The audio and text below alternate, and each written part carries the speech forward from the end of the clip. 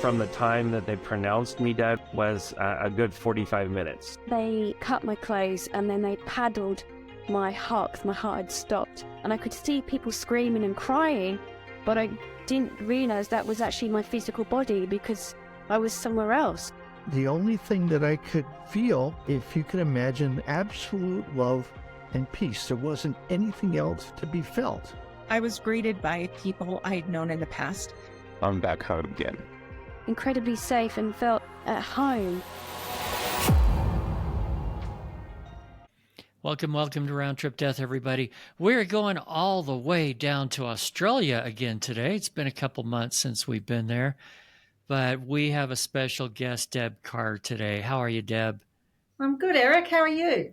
I'm really good. You were just saying before we started recording that there's a cyclone maybe headed your way. That's kind of scary. Yeah, it's heading towards Brisbane. So I'm in New South Wales. So Brisbane's about 8 hours north of me. We're going to get the tail end of it, but it's Brisbane's closed and the airport's closed. And yeah, we're all just waiting here, see what happens. Hopefully it's not too destructive. Well, yeah. And not only for you, it sounds like you're safely enough far away, but for all of our other friends down there, we wish them best. Thank you. So we're going to jump into your near-death experiences. We have a lot to talk about today.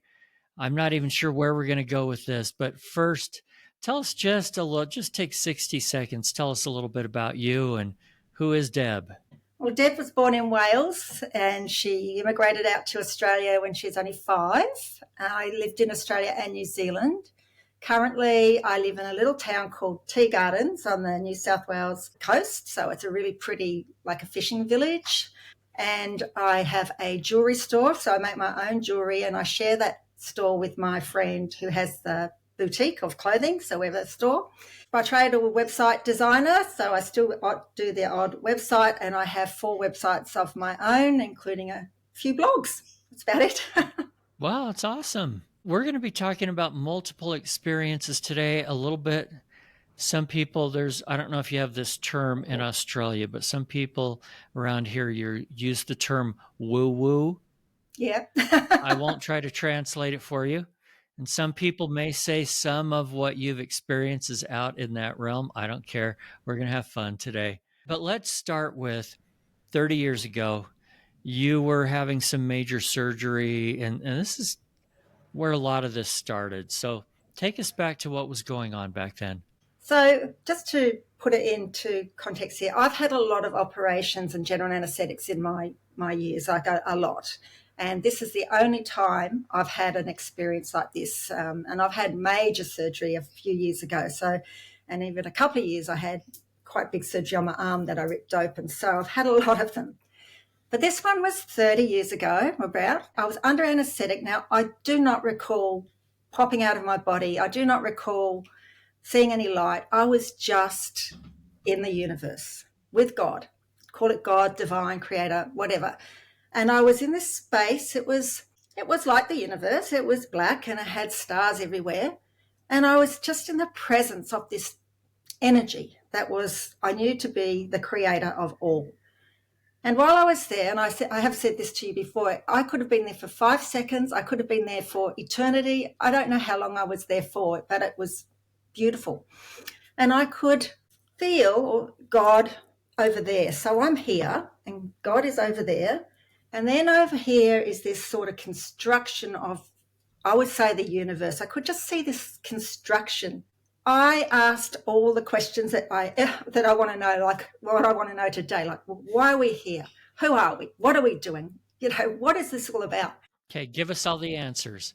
Well, I wasn't allowed to remember them. That was the thing. So I was told I would know that I knew, but I would never remember any of them because if I did, I wouldn't live my life properly. I'd be cheating. But I know I knew, and I didn't come back as like being told to come back. Came back as if I was floating backwards. And then I don't recall any nurses, you know how they wake you up and they're talking to you and trying to get you. I don't recall any of that, but I remember this distinct noise as I was coming back. It was just a tick, tick, tick, tick. I don't know what it is to this day. I have no idea what it is, but I think about that experience every day of my life, and it has helped me through hard times and helped me with my belief that I know, well, that we don't just exist in these bodies, we go somewhere else. We're something else far greater than what we think we are. That is beautiful. When you say you were in the universe, I have a hard time picturing what does that mean? Are you like floating a galaxy away and you're seeing the whole universe, or what's going on? I can just say I was part of it. I was just in there. So I'm talking about the stars and the galaxies, and I was part of it, like I was it. And I was talking to God, but I didn't see a man on a throne. I didn't see anything. It was just this energy. It was quite incredible. I wish I had been able to bring back all those answers, because I've been seeking those answers since I was a little girl, to be honest, and I still don't have them all. I think I know some of them, but yeah, I do know that I was somewhere. I'll never forget it, ever. I'm just trying to figure out how to get you to explain just a little bit more here, because, well, one of the things that I love is that so many people tell me that during their experience, they feel connected to everything. I think that's kind of what you're saying, is it? It is what I'm saying. I was still Debbie, but I was everything, if that makes sense. Tell me about God. You said you didn't see a being or something like that. Do you feel like this was a verbal communication or just sort of a transfer of information back and forth? A transfer, definitely a transfer, just a knowing. And it was the funny thing about it, like, I say that I was part of everything, but God was there that way. And I'm not talking from like me to my hand. I'm talking about millions of miles maybe. I don't know. It was just, I shouldn't even, that energy source was over there. The creator was over there. And I was like here. And maybe it was a start of a place to go. I don't know. But that's as far as I got. So I never went into the light. I didn't have any beings near me. I didn't feel any other presence except God. That's it. And then I just had this knowing that I've brought back to me, that I knew, but I would never be allowed to remember all those answers, because I just wouldn't have completed my life properly. Yeah, that makes sense. I mean, we're here to live by faith. Tell me about some of the things that you were actually feeling. You said you felt God, but were you feeling love or fear or curiosity, or what was going on? Well, I'd say love and curiosity, definitely no fear. I didn't have any fear at all. It was just being in a presence of just bliss, maybe. It was just a beautiful place to be, and I wasn't scared at all. I didn't think about me as that body back there on the operating table. I didn't think about her. I was just my consciousness that I was up there.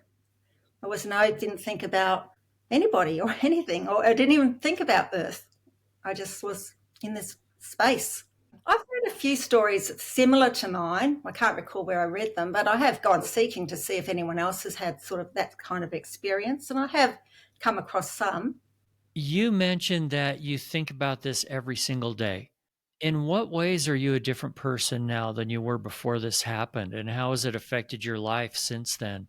Well, I guess it has strengthened my faith in the belief system that I have, that we do live on. I'm sure we're going to discuss more about that later, but definitely has helped my faith. It's given me, I like to say the word hope, because this planet, let's face it, it's pretty bonkers at the moment. And there's hope that there is a creator, that we are not just who we think we are.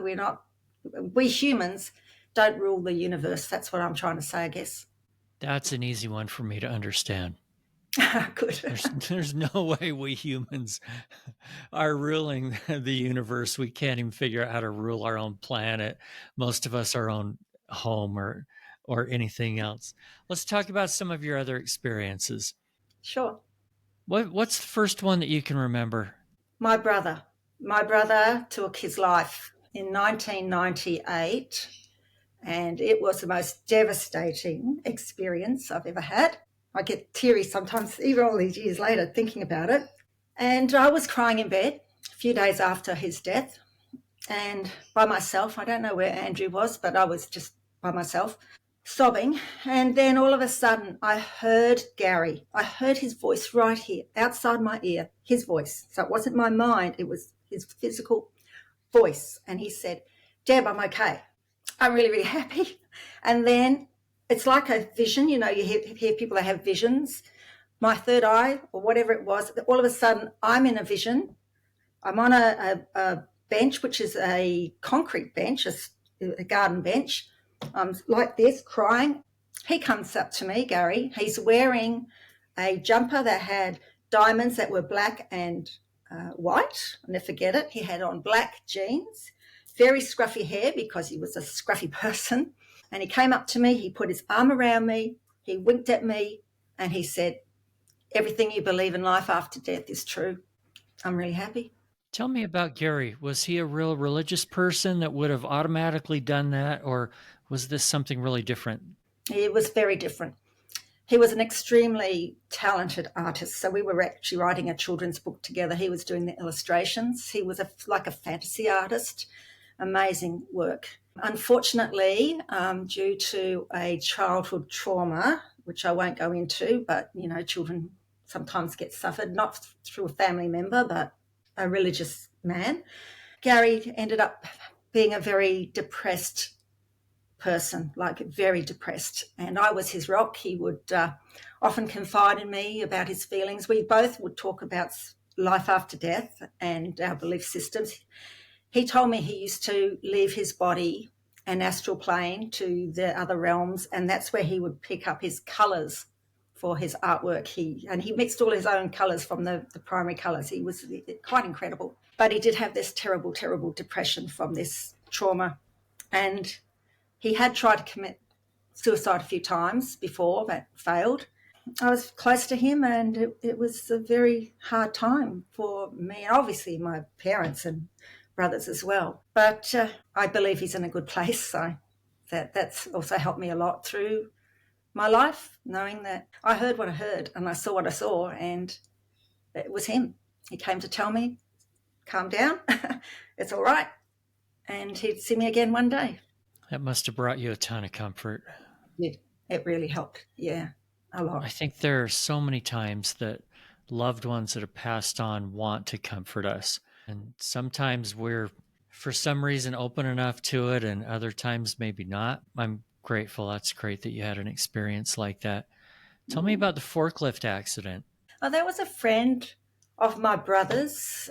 So he was only 25 and he was driving a forklift at the fruit markets. And a truck came in and it was going to hit the forklift. So he had to try to jump out of the cage, but it rolled. So he was only 25. And that was probably my first death that I'd experienced, and it was both my brothers, Gary and Kevin's friend. I got really grief-stricken by it. It was I just couldn't understand how could a life be taken so young. And so even though I grew up in a Catholic church, I don't have that faith anymore, but I'm obviously very spiritual. But I did go to the church and sat in the church. I actually spoke to a priest for a while, and then I went into the pews. And as I sat there, I experienced what I can say is the presence of Jesus. And I felt Jesus. I didn't see anything, but felt that grief just taken away from me. It was just as if it was lifted off me. And I walked out of that church changed. I just felt that I had been given a blessing of some sort there. How long after the accident did that happen? Oh, maybe only a couple of weeks. So pretty soon after. Yeah, pretty soon after. Yeah. It was a long time ago, but that feeling of having that grief taken off me was quite profound. It really was. Now, you had an experience in your first pregnancy. Was that before or after the near death 30 years ago? That would have been after, because the near death was before Emma. It was a short experience too, but it's something that I still can recall. I was in bed and my husband was next to me asleep, and I recall it was on my left, and there were these three beings of light, and they were all beautiful colours like the blues and purples and greens, all sort of. So as you imagine what a light being might look like, but I didn't see any faces, just their outlines, and they were actually different heights too. And I felt them put me back into my body, because I've had a lot of out-of-body experiences too. That was just a memory, and I remember just looking at them and thinking how beautiful, and I wasn't scared. I don't know who they were or what they were doing, but that was just one of my other woo-woo experiences. So do you think that the near-death experience you had opened you up to more of these other things happening? Yes, probably. But I've always had an interest in the spiritual life since I can remember, since I was a girl. So I've always read books. I always asked the question, what are we doing here? Like, who am I? What is this all about? Possibly that did open me up a bit more, but I'm very open-minded about these things. I don't believe reality is what we've been taught reality is, that there's more to it. All right, I'm going to deviate. We're going to talk about the true woo-woo stuff now for a minute. I want our listeners to think about something for a minute. First of all, we're going to talk about a topic, which is UFOs, which we never talk about on this show. I'm making an exception today. I have no idea why. Those that don't believe in UFOs, I don't want that to hurt the credibility of anything that Deb is telling us today. Okay, is that a fair statement? That's a fair statement. Okay, let's talk about this for just a minute, and then we're going to come back to some other experiences, including shared death experiences that you've had. So we talked quite a bit about your brother. I believe it was when you were a child, you had a dream about a UFO. Give me an idea of what was going on there. Yeah, I was 14. I lived in New Zealand at the time, and I had a bedroom upstairs. So I'm the only daughter, so I had my own bedroom. And in this profound dream, I again was in the universe, very much like I was with this NDE. But this time I was looking at a UFO, but it wasn't a round flying saucer as we would. In those days, that's what you thought a UFO was. It was like a city, a flying city, I guess. It was enormous, and it was different levels, and it had windows, and I will just describe it as this city. And it did have not wings, but sort of, I could see sort of legs or something, not legs, machines don't have legs, but there was some sort of landing gear, I think, maybe. But yeah, it was like a floating city, and it was very profound, something again that has kept with me all these years. So 14 years, when I was 14, that's a long time ago. Now tell us how that ties in with your brother. Well, before he died, we were talking as we did about some things, and I was telling him about this dream, and he said, I had the same dream. And you hadn't talked about it before. No. And I said to him, well, draw it for me. Draw what I saw. Draw what you saw. And he drew, because he gave him a pen and pencil, and he drew it. He drew exactly the same machine that I saw. It was exactly the same. I don't know where I've put that drawing now. I wish I'd kept it, but again, that was a long time ago. And I was like, whoa, how could you have had the same dream? But it was incredible. Now that you've had a few decades to think about it, how do you explain that he had the same dream? Do you think it was real? Do you think it was a dream? What do you think was going on? Well, I think I don't think it was a dream. I think it was real. I think people get, like, I know your show's not about this, but I brought it up, so go right ahead and jump through. Well, how could we be the only living creatures with all these billions of galaxies and whatever? So maybe Gary and I had an out-of-body experience together. I'm not sure. But for him to draw that for me all those years later and it be the exact same one that I have in my head was pretty strange. So we both used to talk about that we don't belong here, meaning not that we're depressed, that we don't belong on the planet, that we came from another realm. We used to talk about that kind of thing. And this is going back, all those years ago. So maybe it all ties in together. And the more I think of it too, how it's sort of the same as my NDE. So I was still in the same kind of space. It was different, but I don't have any explanation. It's just something that's happened to me, and that's who I am. Any other experiences with UFOs? Only once, when I was jogging one morning. What do you mean only one? Anyone is a big deal. Well, this one, I was jogging out on. So we lived in the country, and I was down the road by myself, and I looked up in the sky, and there was way up in the sky, and there were these two white orbs. They were big because they were far up, and they were just doing the most strangest moves. There wasn't a plane. There couldn't have been satellites. I don't even know if we had satellites then, but they were just dancing with each other, and then they just took off. But I didn't see them close up or anything like that. And I was just watching them go, wow, it was incredible.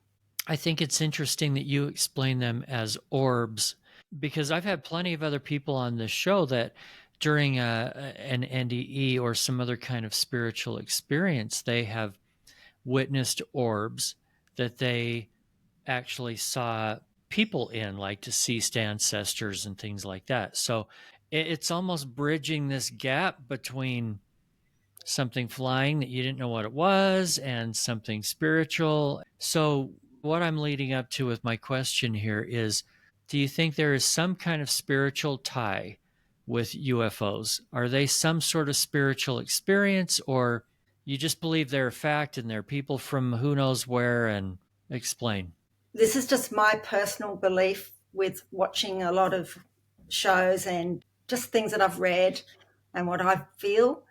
I believe that they are spiritually connected to us in a way, but I also think there may be some that are not so kind, and that could even be like good and bad, But I just believe they're trying to help us, not destroy each other. Maybe heard the stories of deactivating nuclear plants and stuff. So, I don't know. Oh, I've seen Independence Day. Oh, yeah. They're trying to totally wipe us out. Thank goodness we have heroes in this country. Sorry, I am not making fun of Australians. Just that we Americans think a lot of ourselves, that's all. All right, let's jump into shared death experiences. Which do you want to talk about first, your mother or your father? I'll do Mum. So Mum died. We call her Mum here in Australia, not Mom. She died 10 years ago coming this July, and she had been in a coma for 2 days. She has 4 years of stroke, so she was very disabled by the time she died. And for her to actually pass was a good thing, I think, because she was suffering so much. But anyway, we spent, my brother, his wife, and my father and I spent the night in the hospital with her, the last night of her life. And we all Kevin slept on the floor, and Mayu and I shared a bed, and Dad slept in a chair. In the morning, I was by this time in the chair, and I looked at her, and I could see she was going to pass. They changed their colour a bit, and the breathing was a bit strange. So we all gathered around her bed. Dad was there, Kevin was there, May was there, and I was here. We were holding her hand and telling her we love her, and then all of a sudden she opened her eyes, which was incredible because she'd been in a coma for 2 days. She looked at Dad, and then she looked at Kevin, then she looked at Mayu, and then she looked at me, and her eyes were beautiful. They looked really greeny blue, and I could tell she was saying goodbye, and then she looked up into the corner and she took her last breath. It was quite incredible. I know this has happened to other people too, because I can look it up and say, is this normal? And she looked at peace at last. She was in a good space. What did you make of that, of her looking up into the corner of the room? I think she was seeing something. I think maybe someone was coming to get her. We hear stories like that. And even a few years later, my auntie was dying and she was in hospital, and her son, my cousin, sat on the edge of the bed, and she said to him, "Get off the bed. Auntie Sylvie wants to sit there." And Sylvia was my mother. So, you hear these stories all the time. So it gives me faith that there's something else. Absolutely. Okay, tell me about your father. So this was more like a lucid dream, I think, but turned into an experience. So he died just before COVID. In this dream, I was in my bed where I lived at the time, and I lived by the beach. In the dream part, for some reason, Dad's funeral was going to be on the beach in a cabana, which was crazy. And I'm running to it because I'm late, and I've got to try and get to this funeral.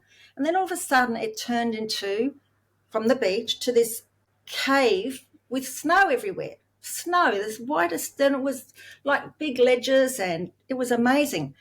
And then I realised, that's not snow. It was this light, like the brightest of brightest, whitest light you could ever see. And then I felt Dad's soul go up there. And as I looked up, there were these three beings. Now, you're probably going to ask me to explain what they look like. And to this day, I can't even explain it. They were beings, maybe something you might get out of Harry Potter or something, but not scary, just really kind of cute, short, sitting on the ledges, and they were white, and they had these enormous smiles, and they were looking at me, and I was looking up at one of them, and this being was just pouring love onto me, and I was just loving it back at it. And then I woke up and I had this huge smile on my face. It was like physically I was smiling at it.